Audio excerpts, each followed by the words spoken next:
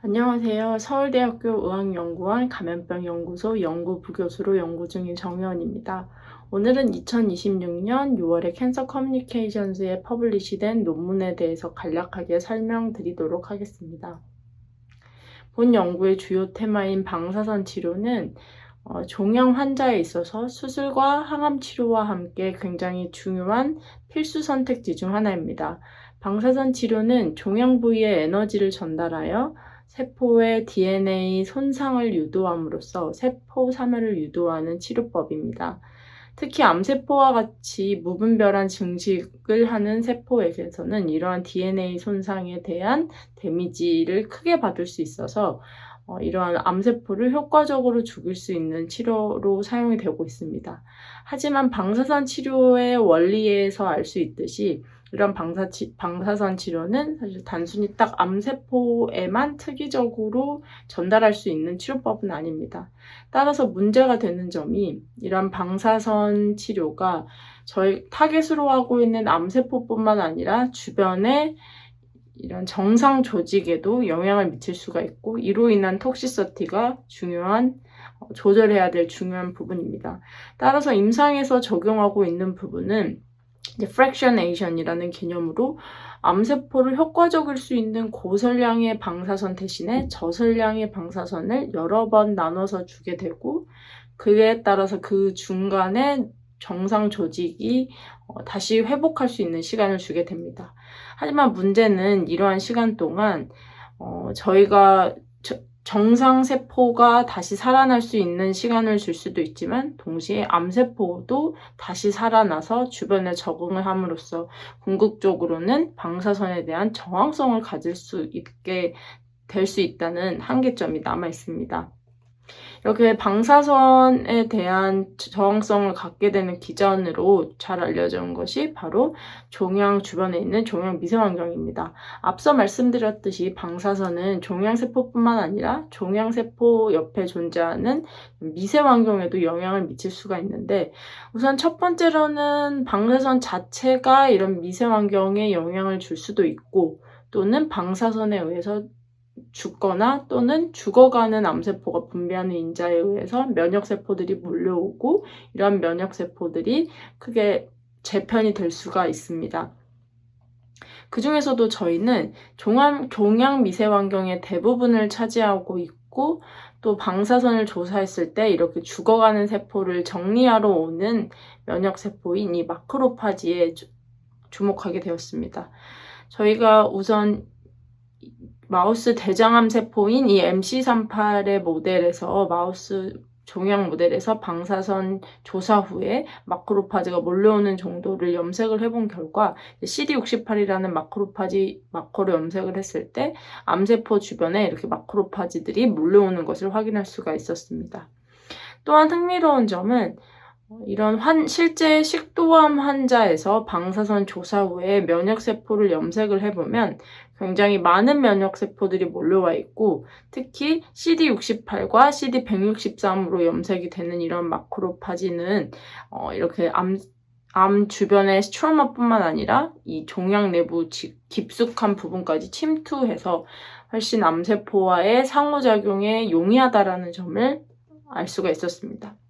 그래서 저희가 맨 처음에 접근했던 부분은 그럼 이렇게 방사선에 의해서 몰려오는 마크로파지가 정말 암세포를 방사선 조사 후에 실제 생존도나 아니면 사멸에 영향을 미칠 수 있는가였습니다. 이를 확인하기 위해서 앞서 보여드렸던 동일한 모델인 마우스 대장암 세포지 MC38과 골수 유래 마크로파지, 이 본메로 드라이드 마크로파지 BMDM의 단독 배양과 그리고 마크로파지와 공배양했을 때 이 두 가지 조건에 따라서 방사선 조사 후에 암세포의 생존도를 비교를 했고 그 결과 마크로파지가 공배양된 경우에는 암세포가 방사선 조사 후에 생존도가 크게 증가하는 것을 확인할 수가 있었습니다.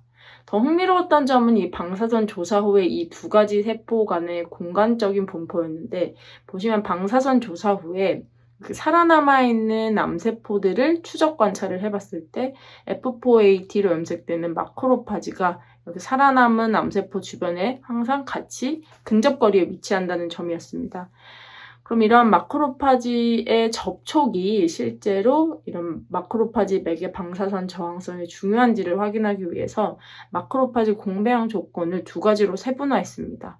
이렇게 직접 접촉하는 경우와 트랜스웰로 분리하는 경우로 나눠서 암세포의 방사선 조사 후에 3일 정도나 증식 정도를 확인해 본 결과 마크로파지를 트랜스웰로 분리했을 경우에는 방사선 조사 후에 아무리 마크로파지가 있는 경우에도 다시 암세포의 3일 정도가 증가하고 증식 정도가 억제되는 것을 확인할 수가 있었습니다. 그렇다고 하면 이런 마크로파지의 접촉 의존성으로 방사선 저항성을 갖게 하는 그 직접적인 기전을 발굴하고자 저희는 암세포의 이 표면에 존재하는 카이네이즈에 주목을 했고, 이 카이네이즈 siRNA 라이브러리 스크리닝을 통해서 에프린 리셉터 시그널링 패스웨이가 활성화되는 것을 관여되어 있다는 것을 확인했습니다. 하지만 이 에프린 리셉터가 굉장히 서브타입이 많습니다. 그래서 인비트로 스크리닝을 통해서 그 중에서도 이 에프린 리셉터 B4 타입이 관여됐다는 것을 확인을 했습니다. 우선 첫 번째로 이 MC38 모델 MC38 세포주에서 에프린 리셉터 B4를 크리스피라 카스9으로 넉아웃을 시킨 다음에 와일드 타입과 넉아웃 캔서셀을 마우스에 주입을 해서 방사선 반응성을 비교한 결과 초반부터 종양 주입 후 7일이라는 초반부터 EPH-B4가 없는 경우에는 방사선 반응성이 크게 늘어서 종양의 성장이 억제되고 종양의 사멸이 늘어나고 종양의 프리퍼레이션이 억제되는 것을 확인할 수가 있었습니다.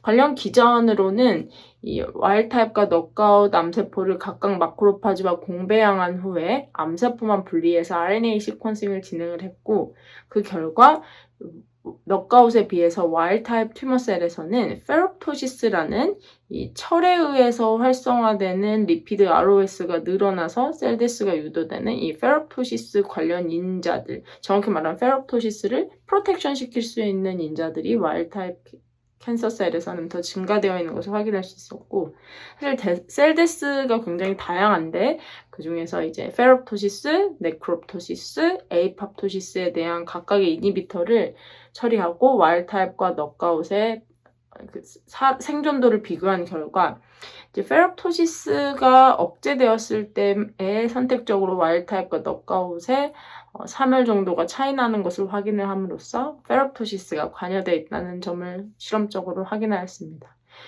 실제 세포 내에서는 이런 페롭토시스, 리피드 ROS 생성 및 페롭토시스를 보호하기 위한 기작으로 중요한 트랜스포터인 이 SLC7A11과 SLC3A2, 그리고 가장 키가 되는 액션 몰레큘인 이 GPX4 이렇게 세 가지의 인자의 발현들이 EPH-B4가 없는 경우에는 튜머셀에서 다 감소하는 것을 확인할 수가 있었고, 이로 인해 리피드 ROS가 EPH-B4가 넉아웃된 튜머셀에서는 방사선 조사 후에 늘어나는 것을 확인할 수가 있었습니다. 저희가 지금 주목하고 있는 이 EPH-B4 시그널링이 흥미로운 이유는 한 가지는 앞서 말씀드렸듯이 접촉에 의해서 활성화된다는 점과 두 번째는 이 마크로파지와 접촉을 했을 때, 그 두 가지 세포가 접촉했을 때 암세포 쪽으로도 시그널링이 가고 동시에 마크로파지로도 시그널링을 갈 수 있게 할 수 있는, 즉 바이디렉셔널 시그널링이 활성화가 된다는 점입니다. 따라서 이전까지는 암세포에서 EPH-B4 하위로 활성화되는 페롭토시스 프로텍티브 진 프로그래밍을 확인할 수 있었다면, 그 다음에는 이제 동시에 마크로파지 쪽에서도 액티베이션 되는 시그널링 패스웨이를 좀 찾아보고자 종양 모델에서 와일드 타입과 넉아웃된 종양에서 마크로파지를 분리를 해서 RNA 시퀀싱을 진행을 했고, 그 결과 이제 넉아웃된 종양 내에 존재하는 마크로파지는 IL6 프로덕션이 감소되어 있는 것에 저희가 주목을 했습니다. 이 IL6에 주목을 했던 이유는 이 IL6가 기존에 알려진 문헌에서 분비되는 인자로서 페롭토시스를 억제해 줄 수 있다라는 역할이 보고된 바가 있었기 때문입니다. 그래서 이러한 부분은 와일드 타입과 넉아웃 튜머셀을 각각 골수유래 마크로파지와 공배양한 상태에서 분비되는 IL-6의 분비량이 너크아웃에서는 감소되는 것을 통해 확인을 할 수가 있었고, 실제 이 IL-6를 뉴트럴라이징 안티바디로 억제를 했을 때는 다시 캔서셀의 리피드 ROS가 늘어났고, 또한 콜로니 포메이션이 방사선 조사 후에 감소하는 것을 확인할 수가 있었습니다. 인비보 모델에서도 IL-6를 뉴트럴라이징을 시켰을 때 와일드 타입과 너크아웃의 종양 방사선 반응성의 차이가 없어졌고, 암세포의 리피드 ROS 및 암세포의 사멸이 늘어나는 것을 확인할 수가 있었습니다. 또한 저희가 사용한 주요 암 모델인 대장암 모델의 휴먼 데이터셋을 이용해서 방사선 조사 후에 대장암 환자에서 방사선 저항성을 보였던 환자와 넌 리스폰더와 반응성이 있었던 리스폰더를 비교했을 때 저항성 환자에서 EPH 비포의 발현이 높아지는 것을 확인할 수 있었고, 이 실제 방사선 조사 환자에서 페롭토시스에 대한 페롭토시스가 많아질수록 방사선 조사 후에 암세포의 프리퍼레이션이 감소하는 것을 확인할 수가 있었습니다. 따라서 이 페롭토시스 레지스턴트한 환자에서는 EPH 비포의 발현이 증가하였고, 이 EPH 비포의 발현이 증가한 환자에서는 GPX4의 발현이 증가하는 것을 확인을 해서 저희가 찾은 이 방사선과 EPH 비포 그리고 페롭토시스와의 이 엑시스 연관관계를 대장암 환자의 방사선 조사 후의 데이터셋에서도 확인을 할 수가 있었습니다. 마지막으로 저희가 밝혀낸 연구를 서머리를 드리면, 방사선 조사 후에 암세포에서 EPH 비포의 발현이 늘어나게 되면 마크로파지와 암세포의 접촉을 기반으로 이 두 가지 세포에서 바이디렉셔널 시그널링이 활성화가 됩니다. 암세포에서는 EPH 비포 하위로 SLC3A2, 7A11, GPX4 같은 이런 페롭토시스 프로텍티브 진 익스프레션이 늘어나고, 동시에 마크로파지에서 분비되는 IL-6 역시 암세포에게 이 프로텍티브 진 익스프레션을 증가시킴으로써 인트린식하게 그리고 IL-6를 이용한 파라크라인 방식을 통해 양방향으로 방사선 조사 후에 이렇게 유도되는 페롭토시스 세포 사멸을 억제할 수 있는 보호 기전을 활성화시킨다는 점을 확인할 수가 있었습니다. 마지막으로 본 연구에 도움을 주신 미생물학 교실 석승혁 교수님과 서울대병원 방사선 종양학과 김학재 교수님, 강원대 김상화 교수님, 그리고 저희 마크로파지 랩 일원 선생님들께 모두 감사의 말씀을 드립니다. 감사합니다.